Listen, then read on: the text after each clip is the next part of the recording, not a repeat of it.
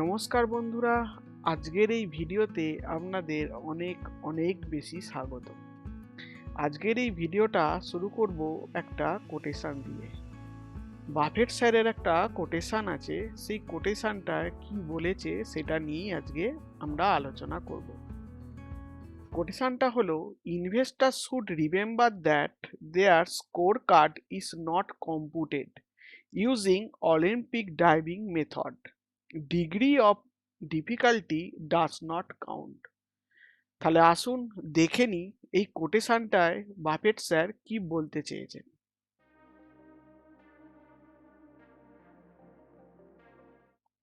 Buffet sir এটাই বলতে চেয়েছেন এই কোটেশনটার মাধ্যমে, যখন আমরা সবার শেষে স্কোর কার্ডটা মিলিয়ে দেখব যে আমাদের অবস্থানটা কোথায়, বা আমরা এই মার্কেট থেকে কত টাকা ইনকাম করেছি, বা এই মার্কেট থেকে কিভাবে ইনকাম করেছি, সেটা কিন্তু লেখা থাকবে না যে তুমি কিভাবে ইনকাম করেছো বা কোন স্টক থেকে তোমার ইনকামটা এসেছে।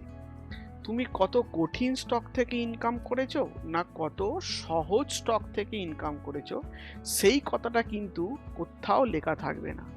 শেষে দেখা হবে শুধুমাত্র এই রেজাল্টটাই, তাই তো? তাই ওই রেজাল্টে এটাই লেখা থাকবে যে তোমার অ্যাকচুয়াল স্কোর কত, অর্থাৎ তুমি অ্যাকচুয়াল কত টাকা ওখান থেকে ইনকাম করেছো, ঠিক তো? তাই বাফেট স্যার এখানে এটাই বলতে চেয়েছে যে কমপ্লেক্সিটিতে না গিয়ে বা কমপ্লেক্সের মধ্যে না গিয়ে সিম্পলিসিটিতে যাও।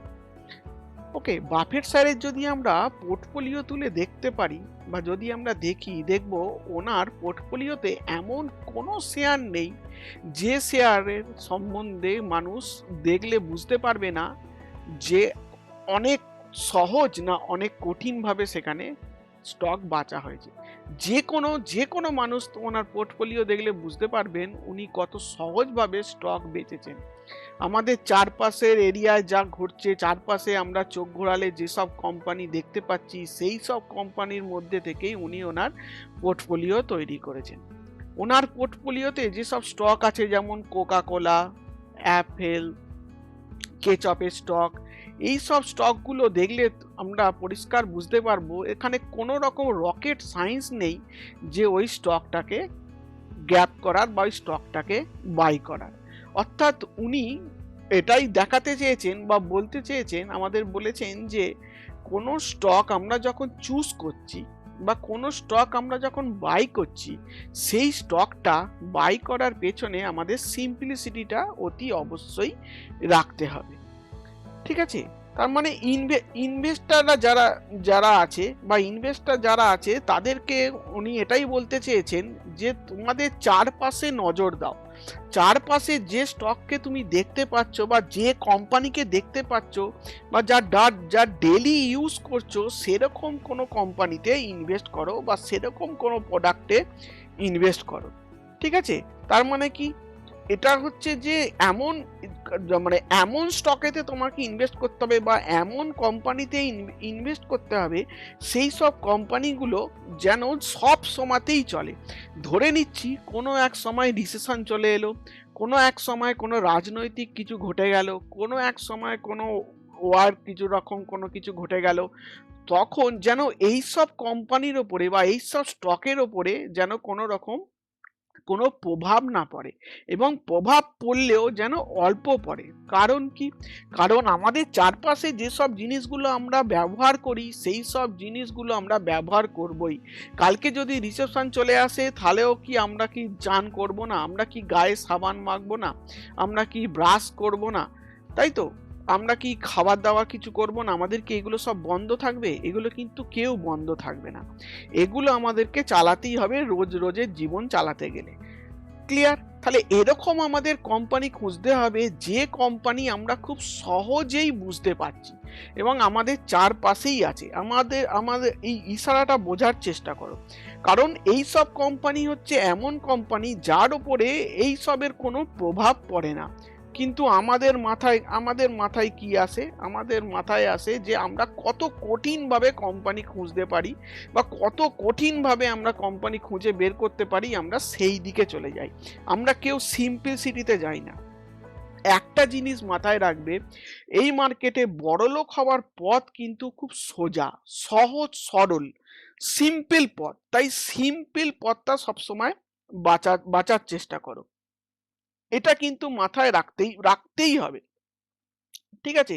কিন্তু আমাদের জীবনে একটা কি জিনিস আমরা দেখে এসেছি, বা আমরা যখনই এখানে কাজ করছি বা করেছি, আমি যখনই কোনো কাস্টমারের সঙ্গে কথা বলেছি, আমার যখনই কোনো আমি স্টুডেন্টদের সঙ্গে কথা বলেছি, ঠিক আছে, তারা আমি দেখেছি যে সিম্পলিসিটিতে যেতে চায় না, বা সিম্পলি ভাবে মানে ভাবতে চায় না বা বুঝতে চায় না। তাই বারবার ওনারও কথা আমারও কথা আমিও যখন বলি, তখন দেখতে হবে যে সিম্পল কোম্পানি কোনগুলো আছে। অর্থাৎ আমাদের চারপাশে দেখো অনেক কোম্পানি ছড়িয়ে আছে, আমরা চোখ গোলালে সকাল থেকে ঘুম থেকে উঠলে রাত্রিরে শুতে যাওয়ার আগে পর্যন্ত আমরা যেসব জিনিসগুলো ব্যবহার করি, সেই সব জিনিসগুলো যদি একটুখানি আমরা নেড়ে ঘেঁটে দেখি, সমস্ত জিনিসেই আমরা একটা না একটা কোনো কোম্পানি পাবো।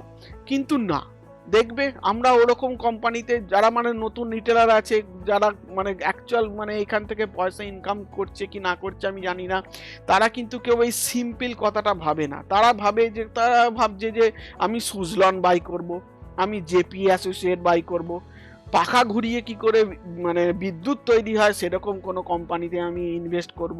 তারা এই সব ভাবছে, মানে কমপ্লেক্সের দিকে যাচ্ছে, সিম্পল দিকে যাচ্ছে না।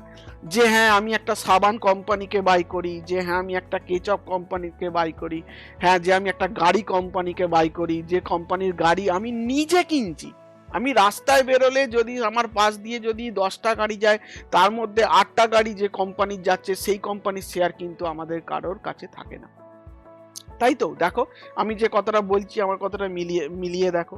কিন্তু দেখো, যখন তুমি এই কমপ্লেক্স যুক্ত যখন শেয়ারগুলো তুমি কিনতে যাবে, বা এইসব কমপ্লেক্স কোম্পানির দিকে যাবে, তখন তোমাকে এটা মাথায় রাখতে হবে যে যখন ইকোনমি ঠিক থাকবে, সব কিছু পৃথিবীতে সব কিছু ঠিকঠাক হবে, তখন এই কোম্পানিগুলো কিন্তু গ্রোথ করবে বা এই কোম্পানিগুলো চলবে। কিন্তু যখন পৃথিবীতে কোনো কিছু ঠিক হবে না, অনেক কিছু গন্ডগোল চলবে, কোথায় ইনফ্লেশন আসবে, কোথায় যুদ্ধ আসবে, কোথায় রাজনৈতিক প্রবলেম আসবে, তখন তোমাকে কোন কোম্পানি বাঁচাবে? তোমাকে কোম্পানি বাঁচাবে যে কোম্পানিগুলো তোমার ডেলি ইউজে লাগে, যে কোম্পানিগুলো থেকে তুমি ডেলি ইউজ করো, ঠিক আছে? যত যাই হয়ে যাক না কেন, তোমাকে বাঁচতে হবে, খেতে হবে, চান করতে হবে, দাড়ি কাটতেই হবে।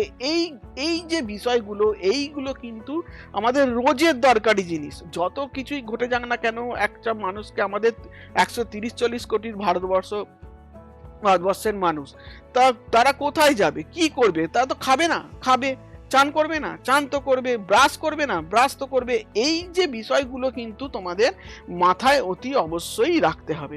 তাই আমি আমার পোর্টফোলিওতে যখন কোনো স্টক আমি ইনভলভ করি, যখন কোনো স্টক আমি ঢোকাই, আমি সবসময় সিম্পল ভাবে ভাবি এবং সিম্পল কোম্পানিতে আমি ইনভেস্ট করার চেষ্টা করি। আমার পোর্টফোলিওতে বা আমার কোনো এমন কোনো কোম্পানিতে আমি কাজ করি না যে কোম্পানিকে আমি বুঝতে পারছি না। আজ পর্যন্ত আমি কোনো আইপিও কোম্পানিতে পয়সা লাগাইনি বা আইপিওতে ইনভেস্ট করে বসে থাকিনি। তার কারণ একটাই, কারণ আইপিও সবসময় যখন আসে তখন তার হাই রেটেতে আসে। তবে একদিন না একদিন আমি আইপিওতে পয়সা লাগাবো, যেদিন আমাদের ভারতবর্ষে দুটো কোম্পানি লিস্টেড হবে। সেই দুটো কোম্পানি কি? এক হচ্ছে হলদিরাম, দুই হচ্ছে আমুল। আমার হয়তো ভাগ্য খারাপ, আমি তাই এই দুটো কোম্পানি এখনো পর্যন্ত লিস্ট হলো না, বা কবে লিস্ট হবে জানি না।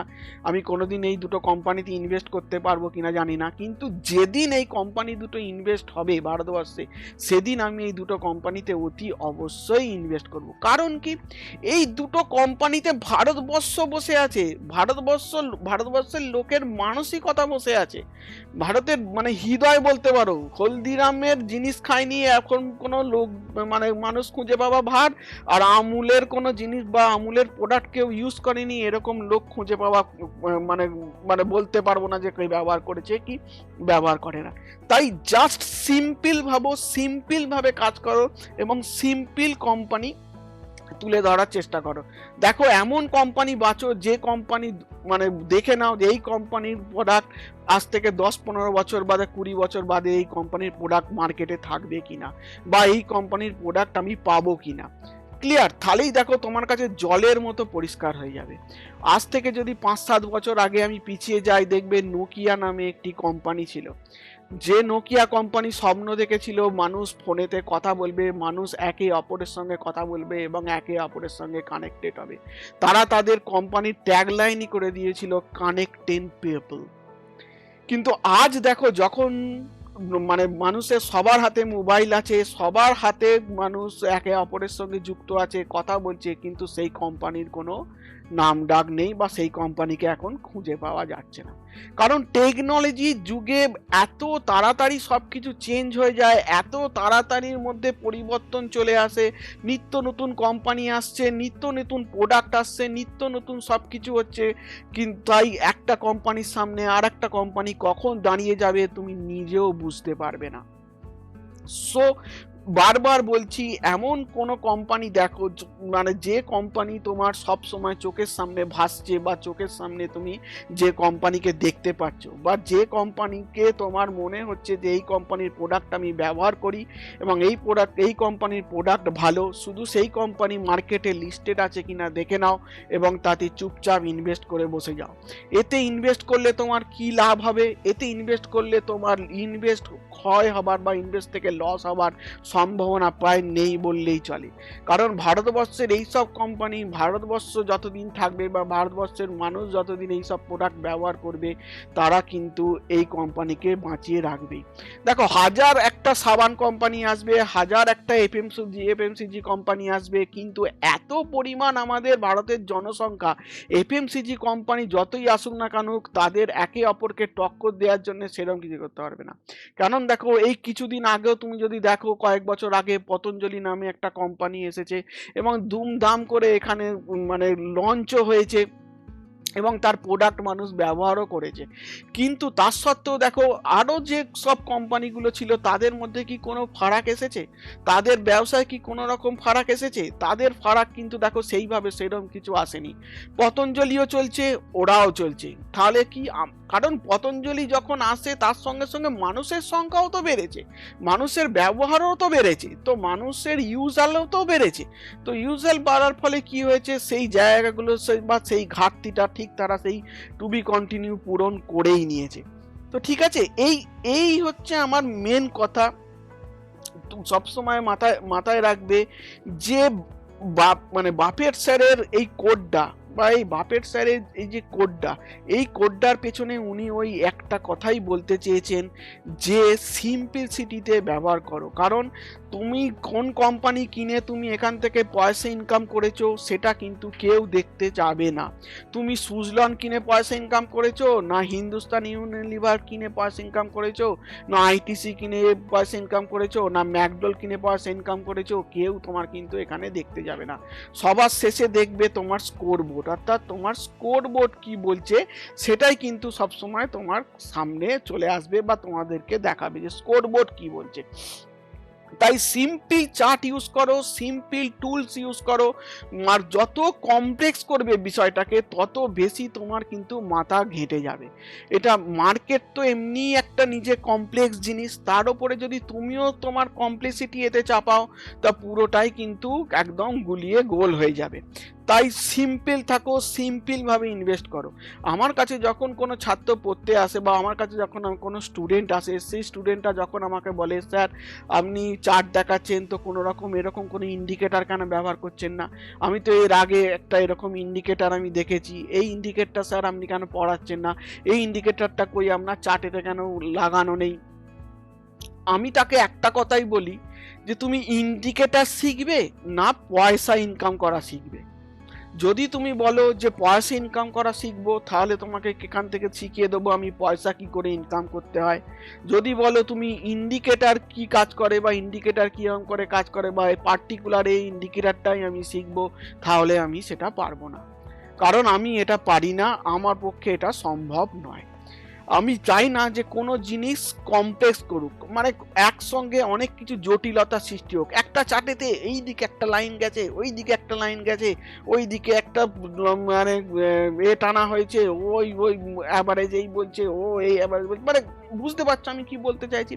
এই বিষয়গুলো বিভিন্নভাবে মানুষ যারা আর কি এখান থেকে পয়সা ইনকাম করতে চায় বা পয়সা খেঁচতে চায়, তোমাকে একটা কমপ্লেক্সিটি দেখিয়ে তোমাকে ব্যবস্থা করে দেয় যে দেখো এই বিষয়গুলো ভাবতে গেলে বা এই মার্কেটে কাজ করতে গেলে এত পরিমাণ নলেজ দরকার হয়, আমরা এত নলেজ আমাদের দরকার হবে, আমাদের এত পড়াশোনা করতে হবে, তাই তবেই আমরা এই মার্কেট থেকে পয়সা ইনকাম করতে পারবো। এর ফলে তোমার মনের মধ্যে একটা ভয় চলে আসে, ভয় কাজ করে, যে ভয়ের জন্য তুমি নিজে নিজেই বা কোম্পানি খুঁজতেও চাও না বা নিজে নিজে কোম্পানির কাজও করতে চাও না। তাই কমপ্লেক্স করবে না জিনিসটাকে সিম্পল রাখার চেষ্টা করো। যত বেশি এই সিম্পল পথটা রাখবে, তত এখান থেকে পয়সা ইনকাম করা তোমার কাছে ততটাই সুবিধে হয়ে যাবে। ঠিক আছে?